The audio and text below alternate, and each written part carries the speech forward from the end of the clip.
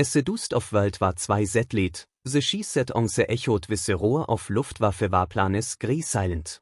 Tusans of aircraft, built in se crucible of conflict, wäre now abandonet or destroyed. Se michti fleet set hat onse symbolized Nazi Germany's aerial dominance was renderet obsolete, scattered across airfields and hangars, awaiting a grim fate. With the rise of new technological powers, the Luftwaffe's machines were no longer needed. The question remained, what happened to these warplanes, and how did they vanish into history? The fate of the Luftwaffe's fleet speaks to the transformation of an entire world, from war to reconstruction, and from destruction to obsolescence. The end of World War II was not a sudden, sharp conclusion. It was a slow, unsettling fade, as the world found itself standing at the edge of ruin, surrounded by the wreckage of years of brutal conflict. As the dust settled over Europe, another war had ended, but for many of the machines that had defined that war, the tanks, trucks, and aircraft, the end was merely the beginning of another kind of struggle.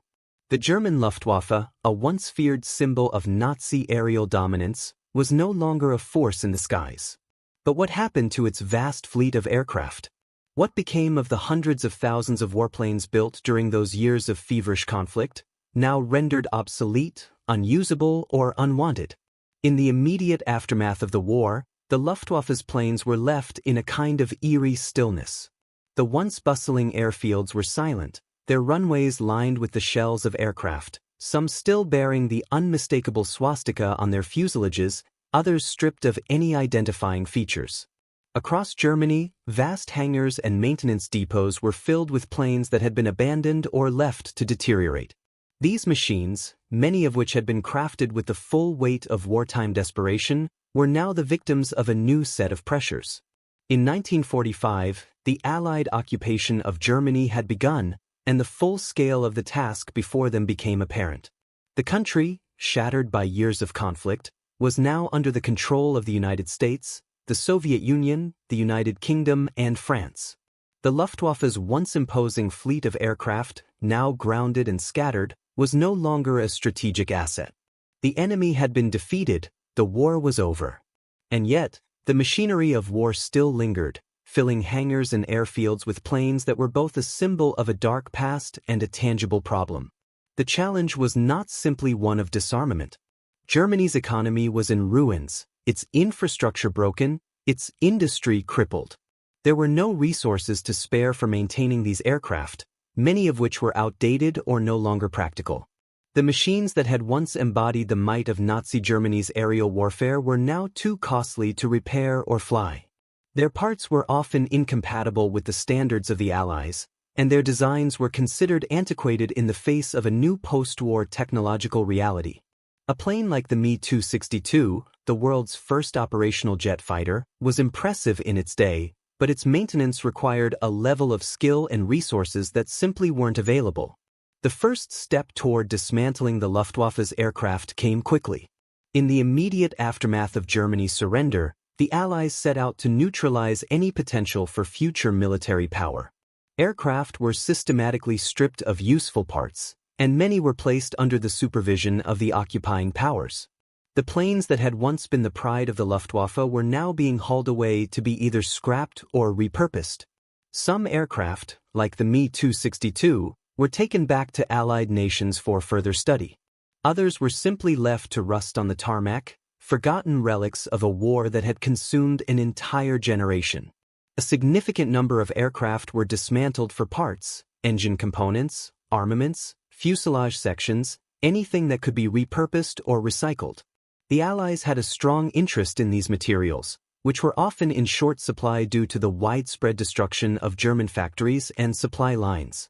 The desire for technological knowledge was another powerful motivator.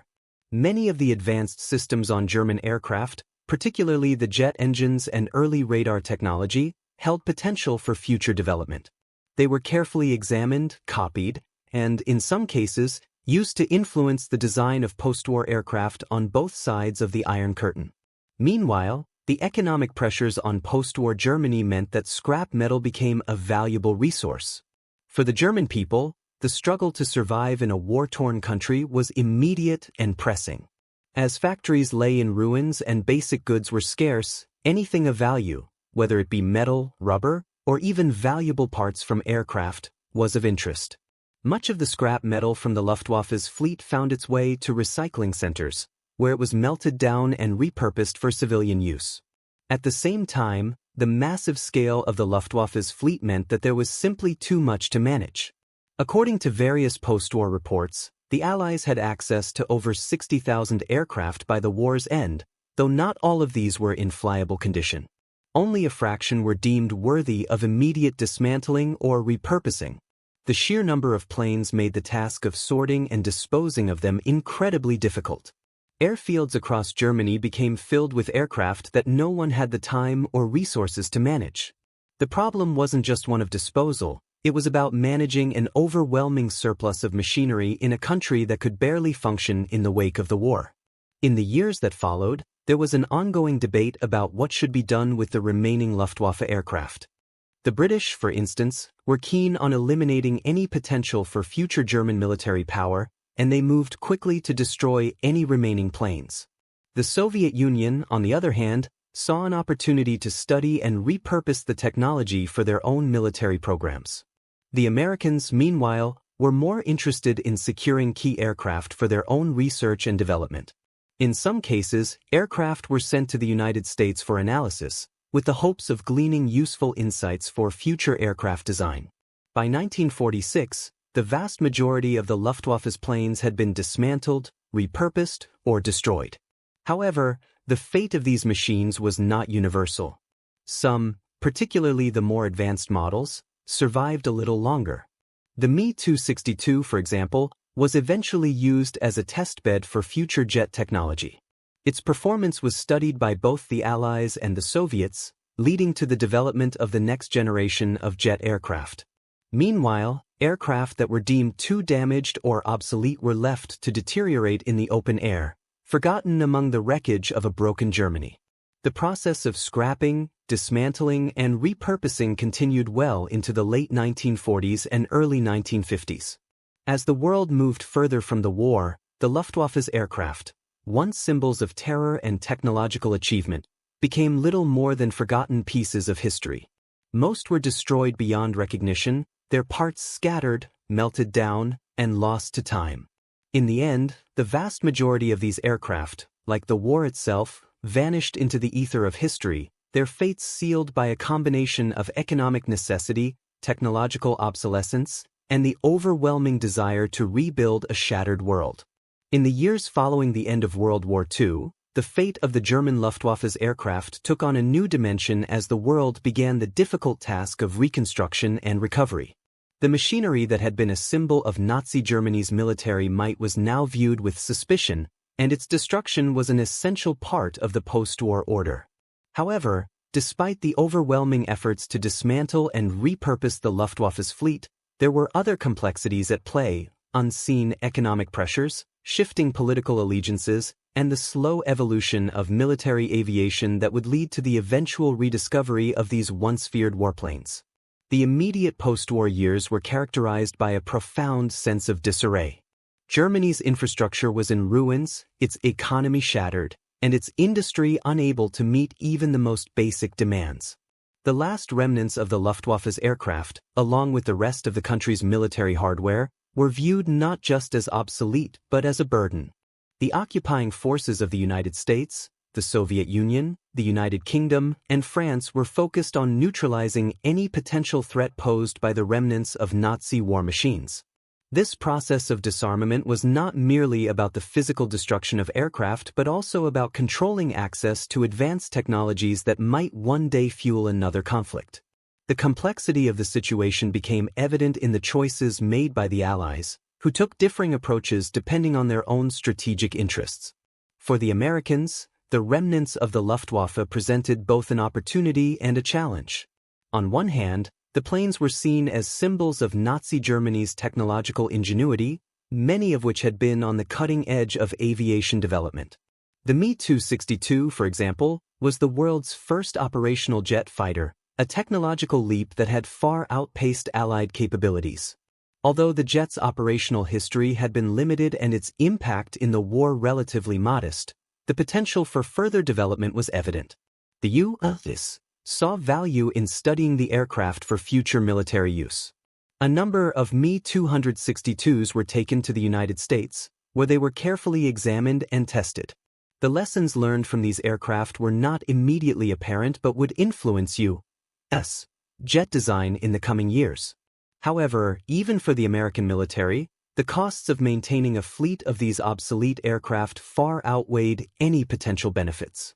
Many of the Luftwaffe planes, especially the older piston engine models, were simply too impractical for post-war needs. Their technology was outdated in comparison to the newer jets and bombers being developed by the U.S. and other Allied powers. The engines of these planes were hard to maintain and lacked the reliability needed for modern air forces. While some of the Luftwaffe's aircraft were kept for study or used in test programs, the majority of them were discarded. In Britain, the response to the Luftwaffe's aircraft was more direct. The British had been heavily involved in the Allied air campaign, and their experience with German aircraft had made them wary of the continued presence of such planes.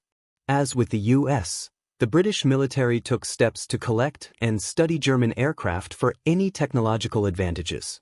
Some of the Luftwaffe's advanced planes, such as the Arado AR-234, the first operational jet-powered bomber, were studied for their innovative design features, especially the application of jet propulsion in bomber aircraft. However, the British were equally concerned with destroying any remaining potential for Germany to rebuild its air force. The process of disassembling and scrapping the Luftwaffe's aircraft was therefore carried out with the goal of eliminating any threat, both technological and strategic, that they might pose in the future. Much of the British effort focused on melting down and recycling parts, sending them to metal mills where they could be reprocessed into new materials. The Soviet Union, with its own ambitions for military power, saw the remnants of the Luftwaffe as an opportunity to glean technological insights. The Soviets were particularly interested in the advanced jet technology that Germany had developed during the war. The Me-262, along with other aircraft like the Heinkel He-162 and the Focke-Wulf Ta-154, were brought back to the Soviet Union for further analysis.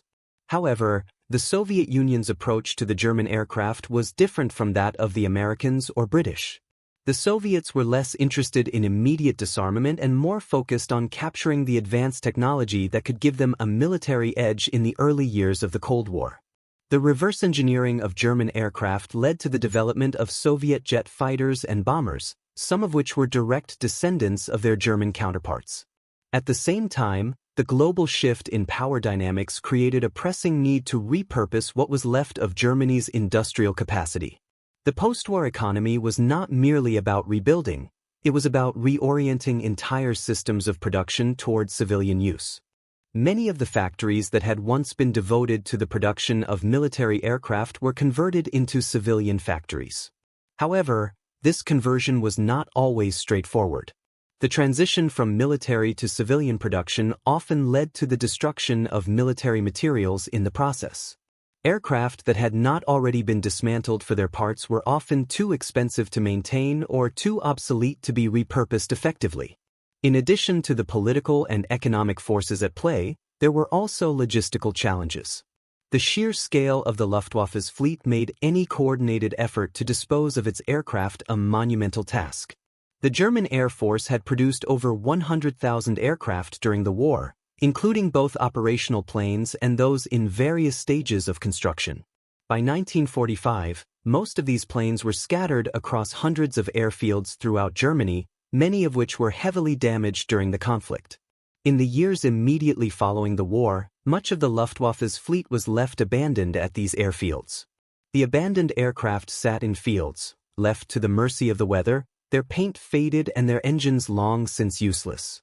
The airfields themselves had been badly damaged, and the infrastructure to move or store the aircraft was either non-existent or in ruins. The destruction of these aircraft took on a different form in the early 1950s, as the Cold War intensified and the military priorities of the Western and Eastern blocs became more defined. The formation of NATO and the rise of the Soviet bloc made the destruction of German military technology an even greater imperative.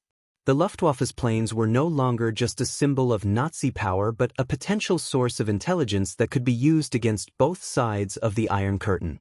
The remnants of the Luftwaffe were scattered across Europe and into the far corners of the Soviet Union, with both the Americans and Soviets taking steps to ensure that no German aircraft could be used to undermine their own military developments. In some cases, efforts were made to preserve certain aircraft for historical purposes, especially those that were considered groundbreaking in their design or technological innovation.